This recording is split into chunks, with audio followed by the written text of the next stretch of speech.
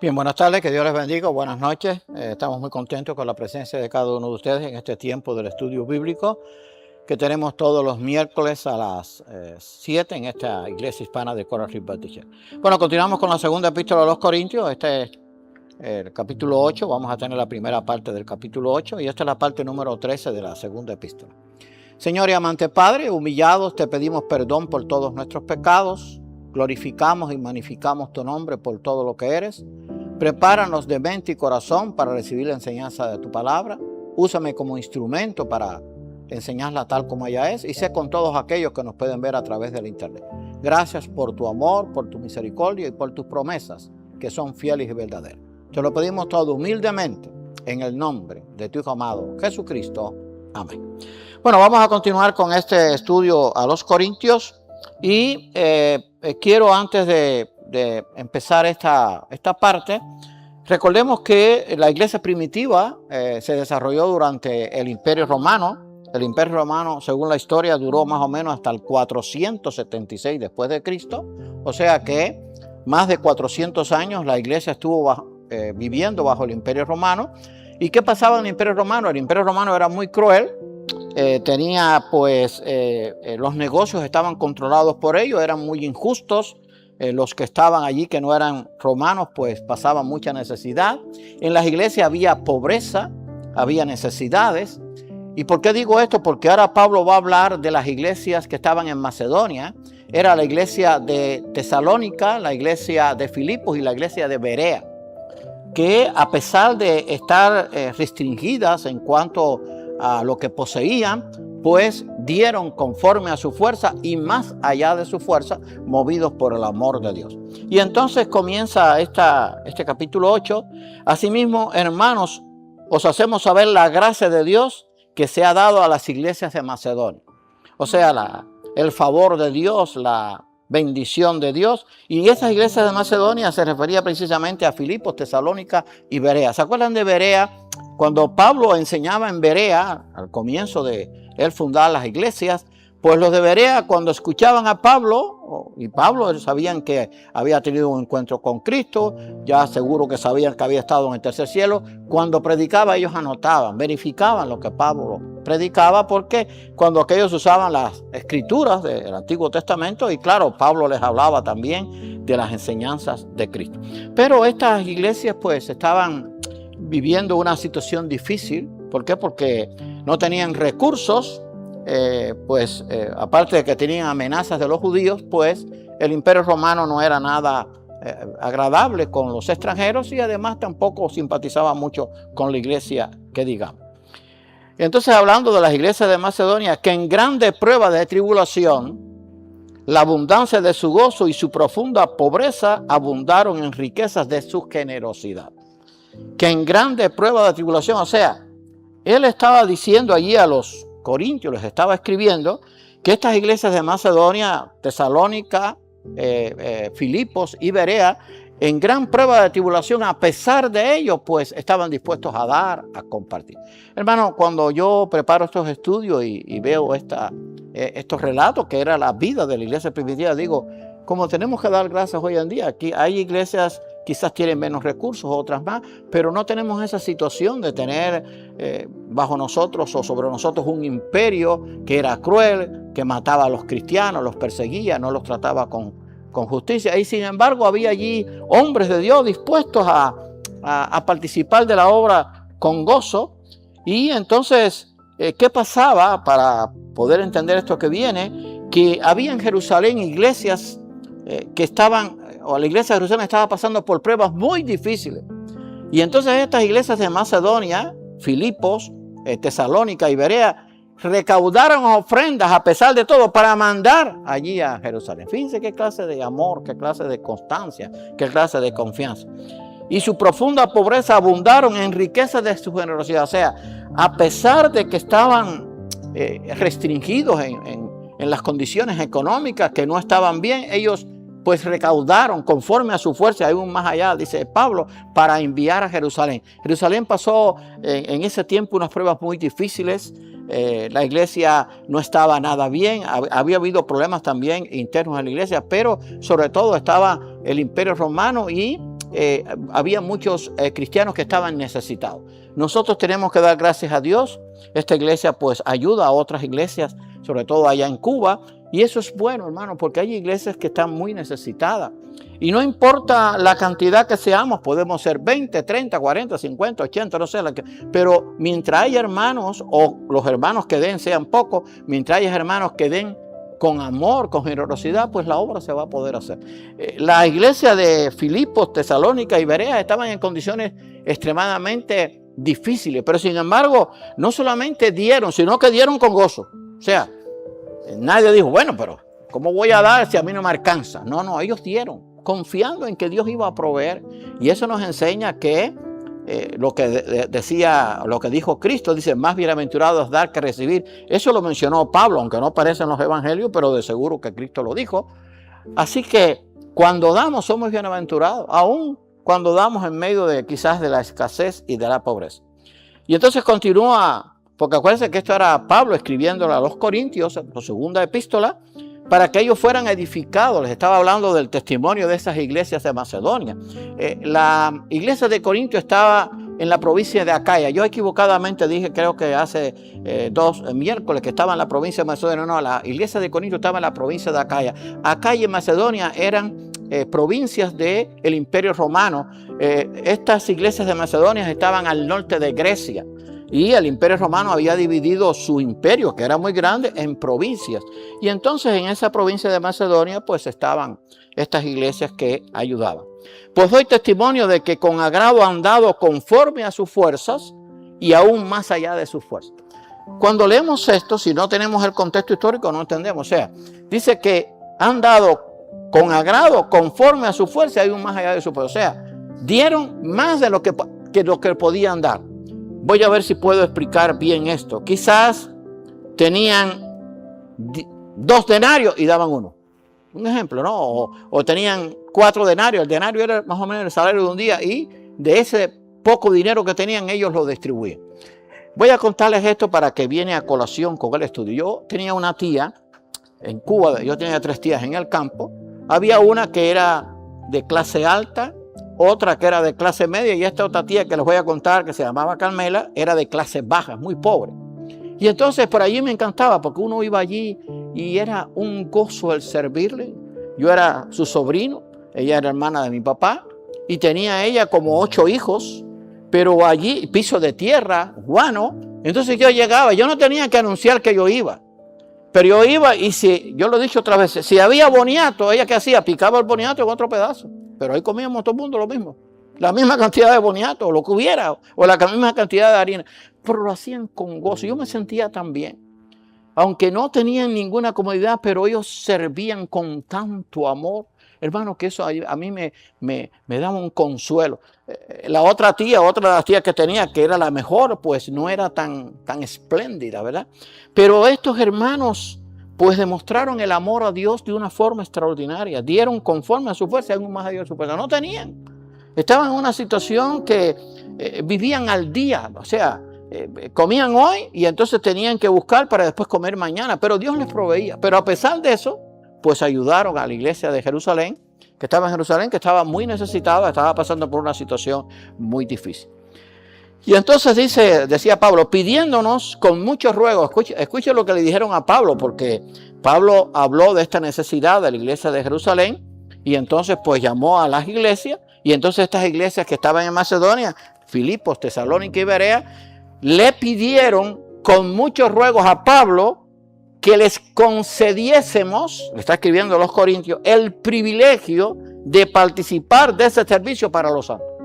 Fíjense que, y a veces, hermanos, hay, tristemente hoy en día, que tenemos todas las comodidades, hay hermanos que les cuesta dar para ayudar a otros. Y entonces, estos hermanos de Macedonia que no tenían prácticamente recursos, vivían al día, pero cuando Pablo habló de la necesidad, porque había una necesidad más extrema en Jerusalén, le pidieron a Pablo, dice que con mucho ruego, que les concediera, que se le concediera el privilegio de participar de este servicio para los santos. Por eso es que yo digo, cuando se anuncia el domingo de la ofrenda, el dar la ofrenda es una bendición dada por Dios a nosotros porque somos partícipes de su obra. Cuando damos los diezmos y ofrendas es para que la obra de Dios se siga extendiendo. Yo sé que esto se ha abusado, pero acuérdense que eso es profético. Escribió el apóstol Pedro que en el tiempo del fin algunos harían mercadería del evangelio, y eso ha sido a través de los años, gente que ha estafado, gente que ha robado, pero siempre han habido iglesias fieles, pastores fieles, misioneros fieles, evangelistas fieles, que han vivido pues con lo que le han podido dar y han servido con gozo. Bueno, estas iglesias de Macedonia querían que se les concediese la oportunidad también de participar de esta ofrenda que se estaba recogiendo para mandar precisamente allí a Jerusalén, que estaba en una situación extrema. Y entonces Pablo les está diciendo todo esto a los de Corintios, porque acuérdense que los de Corintios tenían poco crecimiento, no entendían esto de que había que dar en el sentido de ayudar a otros, no entendían que no importaba la situación, si con gozo confiábamos en el Señor, podíamos ser instrumentos en sus manos. Y claro, esto venía con el crecimiento. Las iglesias de Tesalónica, de Filipo, que la vamos a estudiar después, y de Berea, pues eran iglesias que habían sido fundadas. El instrumento que Dios había usado había sido Pablo, pero eran iglesias que tenían crecimiento espiritual y que sabían que había que compartir de lo poco que tenían, compartir con aquellos que no tenían. Y eso nos tiene que enseñar a nosotros. Entonces Pablo les dice ahora a los de Corintios que cuando ellos le pidieron esto, sabiendo la situación que tenía, Pablo, él mismo se asombró de cómo el amor de Dios obró en ellos. Y dice, y dieron, eso viene en el versículo anterior, y no como lo esperábamos, sino asimismo se dieron primeramente al Señor y luego a nosotros por la voluntad de Dios. O sea, se dieron, no como lo esperábamos, se dieron a sí mismos, o sea, dieron conforme a su fuerza y más allá, y se dieron primeramente al Señor, o sea, confiaron en que el Señor iba a proveer. Es posible, estoy poniendo una suposición, que ellos dieran, digamos, la comida que tenían para mañana, la dieron, el valor lo dieron para Jerusalén y Dios proveería mañana. Cuando yo estuve en Panamá, había gente muy pobres. Gracias a Dios en ese tiempo la convención pues suministró y todas las semanas les llevábamos alimentos, pero allí ellos no compraban por semana, ellos compraban no por día, compraban para el almuerzo y después si había compraban para la comida, así era. Y yo me recuerdo, estando allí en Panamá, eso para mí fue una bendición, había unas cositas así que eran como de especies que le llamaban recaditos, creo que valía 5 centavos, entonces te compraba el recadito, compraba la carne un poquito, y entonces de ahí hacía un caldo, una sopa, pero era todo muy poquito. Entonces ellos compraban para el almuerzo y si Dios proveía, compraban para la comida. Si no, con el almuerzo ya tenían. Así que esta gente estos hermanos de allí de Macedonia, pues estaban así, pero dieron primeramente al Señor, confiando en que el Señor iba a proveer. Y luego a nosotros por la voluntad de Dios. O sea, ellos dijeron, bueno, si hay necesidad en Jerusalén, nosotros vamos a ser partícipes de esta obra. Y entonces pues ellos dijeron, Señor, confiamos en que tú vas a proveer. Hermano, tenemos que entender que la obra del Señor siempre ha contado con los menos. Y esa manada pequeña siempre así ha estado dispuesto a compartir con otros, con el que está necesitado. Acuérdense de esto, quizás hay en la iglesia gente, en todas las iglesias hay gente que vive un poco mejor, otros viven un poco menor, unos tienen más necesidad, otros menos. Pero de lo que puede estar seguro es que el verdadero cristiano, no importa la necesidad, él siempre va a ser partícipe de la obra. Y va a dar. ¿Por qué? Porque es la voluntad de Dios el poder ayudar a otros y Dios siempre va a proveer. Y este ejemplo que estaba citando Pablo de las iglesias de Macedonia nos tiene que servir a nosotros.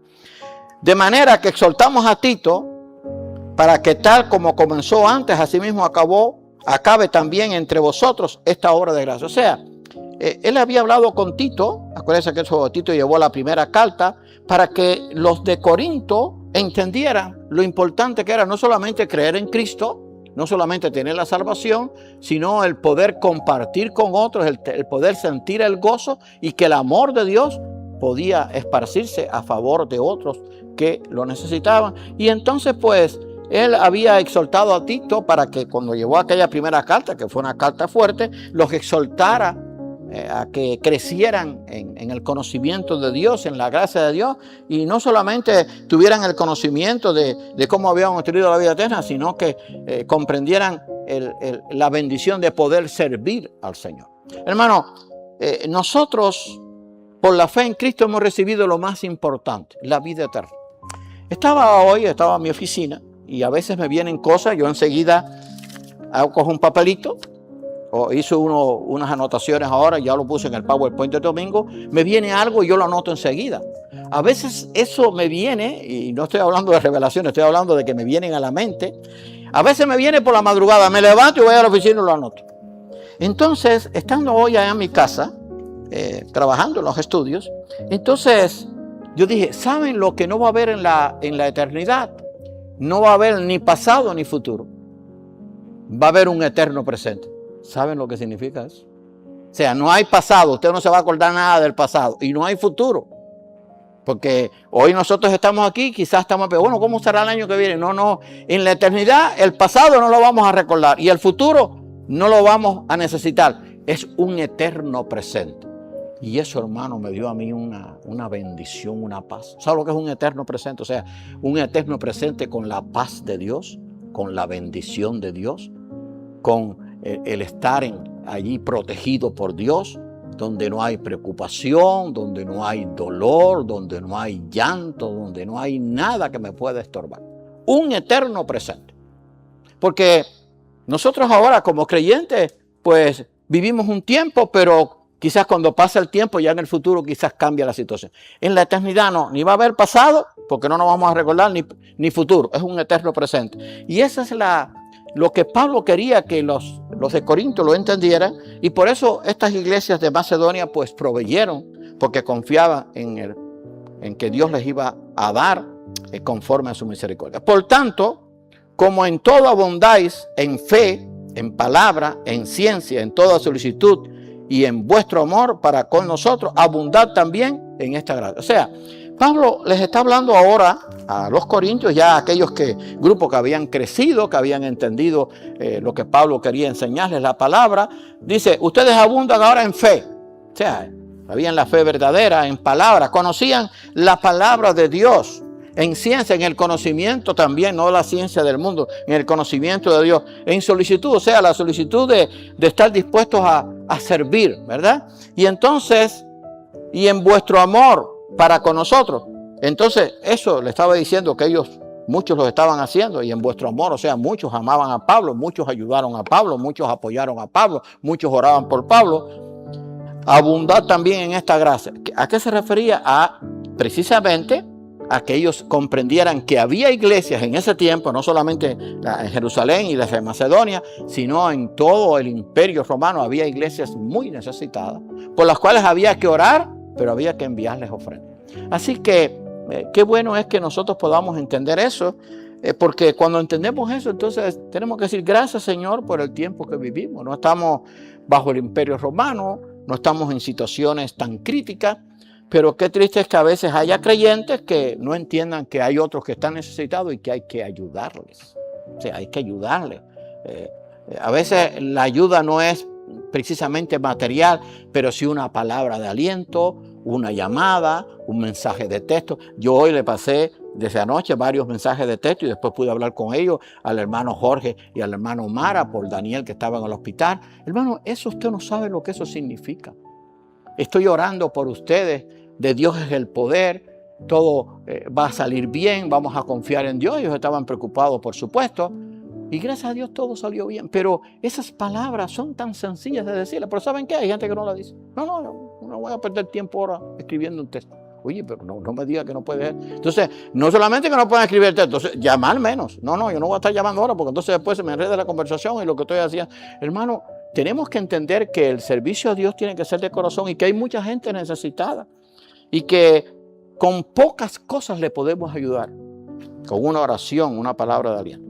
Y no hablo, entonces fíjense lo que Pablo fue a pesar de todo su carácter, fue una persona que al tener el encuentro con Cristo obtuvo la sabiduría de Dios. Entonces les dice a ellos, no hablo como quien manda, o sea, no les estoy diciendo esto para mandarles que hagan lo que tienen que hacer, sino, vamos a ver lo que les digo.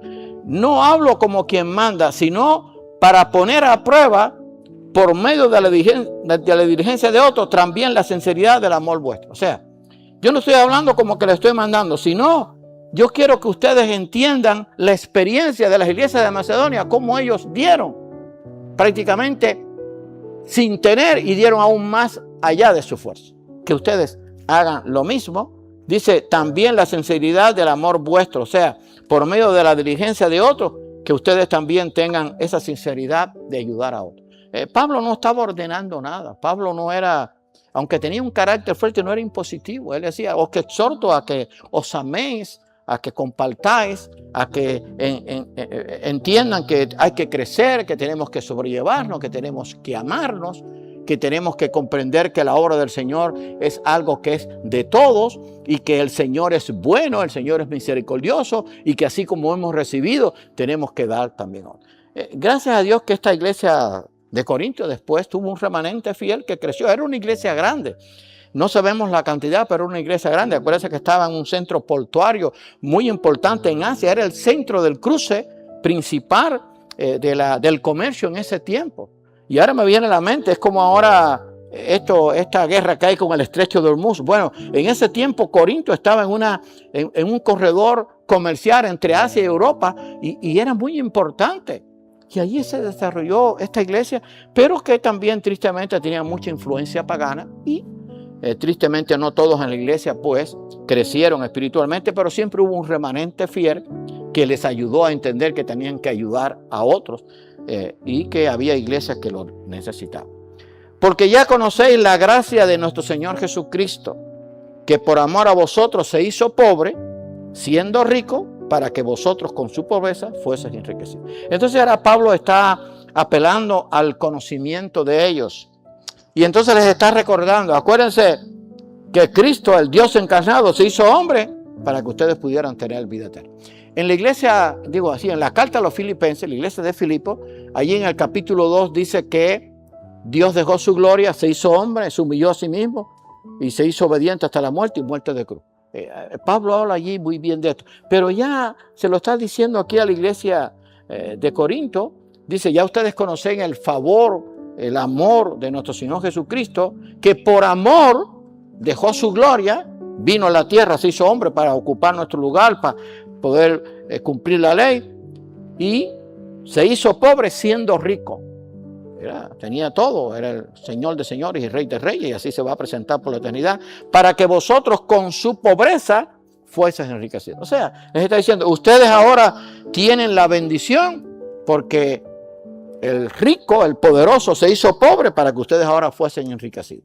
Entonces él está tratando de que ellos puedan entender que así como hemos recibido de Dios las bendiciones, tenemos que compartirlas con otros.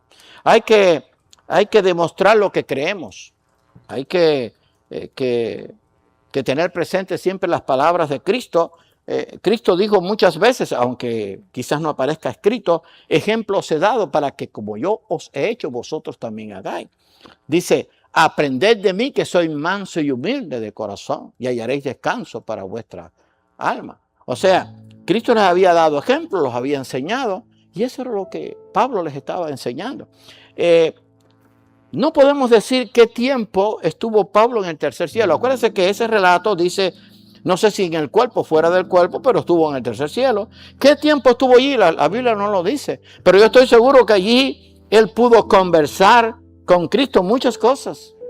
No solamente en el encuentro que tuvo, que está relatado brevemente, pero hay muchas cosas más que no están escritas, pero en ese encuentro en el tercer cielo, ¿cuántas cosas aprendió Pablo? Pero Pablo ahora no se vanagloriaba de eso. Él quería que ellos aprendieran que debíamos amar a aquel que estuvo dispuesto a dar su vida por nosotros y que ese amor de Dios tenía que estar en nosotros para poder compartir con otros la necesidad que tenían.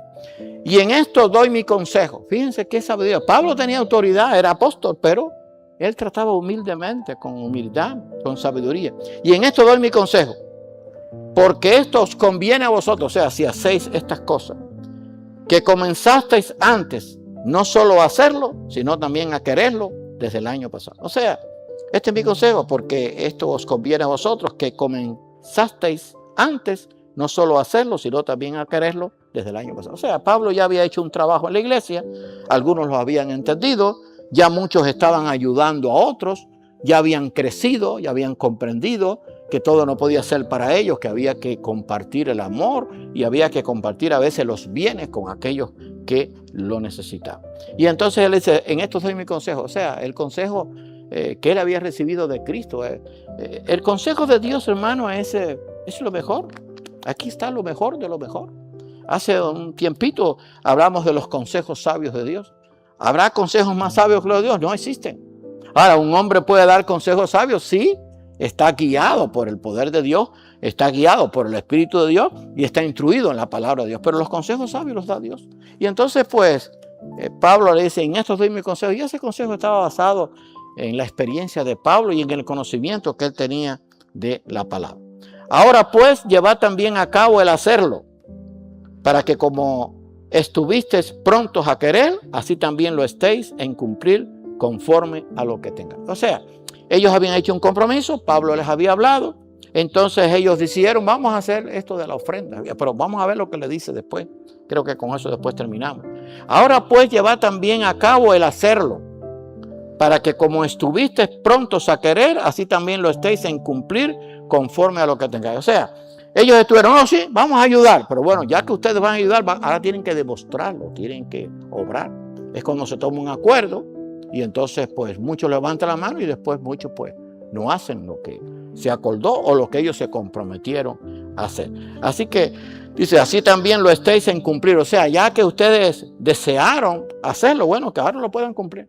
Porque eso era lo más importante. Y ahora viene este texto, y creo que con esto ya, así con este terminamos. Porque si primero hay la voluntad dispuesta, o sea, si nosotros queremos ayudar a alguien, gracias a Dios que estamos ayudando a esas iglesias en Cuba, había que ver primero la voluntad dispuesta, o sea, que hubiera hermanos dispuestos a hacerlo, que esta iglesia de Cora Ripaticher hispana, pues estuviera dispuesta a hacerlo. Así comenzamos. Y cuando comenzamos, pues fue pequeñas cantidades, se ayudaron a unas poquitas iglesias, ya han ayudado a muchas iglesias. Y ya hay más de, ¿cuántos envíos hay, Julio? Más de 50 envíos en 3 años. O sea, pero primero tiene que haber la voluntad dispuesta. Si no había voluntad, no se podía hacer nada. Entonces Pablo les dice eso. Porque si primero hay la voluntad dispuesta, será acepta. Entonces él les quiere enseñar esto. Será aceptada delante de Dios según lo que uno tiene, no según lo que uno tiene. O sea, primero había que tener la voluntad de ayudar. Pero él les dice, será acepta según lo que uno tiene. O sea, vamos a suponer que ahora digo, bueno, vamos a ayudar. Bueno, un ejemplo, ¿no? Hipotético, pero que pudiera ser. No, yo voy a dar $1000, un ejemplo. Pero si tú no tienes ni 100. Pablo quería decir, bueno, hay la voluntad dispuesta, bueno, ahora a cumplir según lo que uno tiene. Él no le iba a pedir más. Hay algunos que pueden dar más, otros pueden dar menos, según Dios les haya prosperado. Y eso es lo que nosotros hacemos. Y eso es lo que enseña la Biblia. Según Dios haya prosperado, pues se recogían las ofrendas para ayudar a las iglesias, a las que estaban pobres, a las que estaban necesitadas. Primero había la voluntad dispuesta, después será acepta según lo que uno tiene, no según lo que uno no tiene. ¿Por qué? Porque quizás había algunos que querían, pues, aparentar lo que no era. Y voy a terminar con esta historia bíblica que está en el libro de los 6. ¿Se acuerdan de Ananías y Zafira?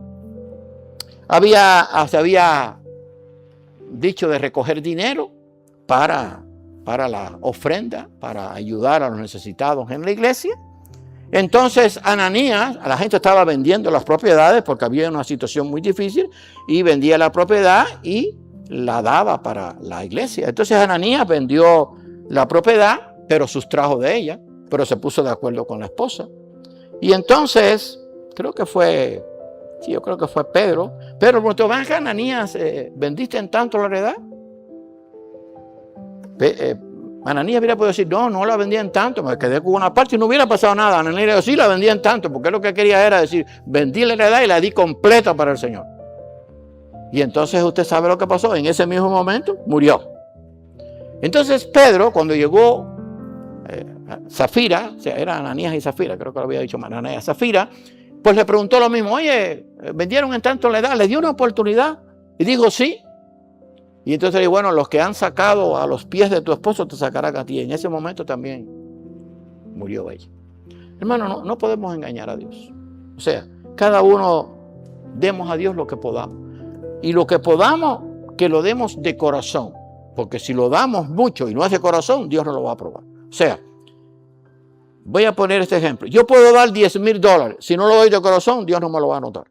Ahora, puedo dar 2 centavos y eso sí será anotado. ¿Se acuerdan de la viuda que dio 2 dracmas? Serían 2 centavos. Pero Dios miró el corazón. Dice, está dado más que los ricos que echaron de lo que les sobraba.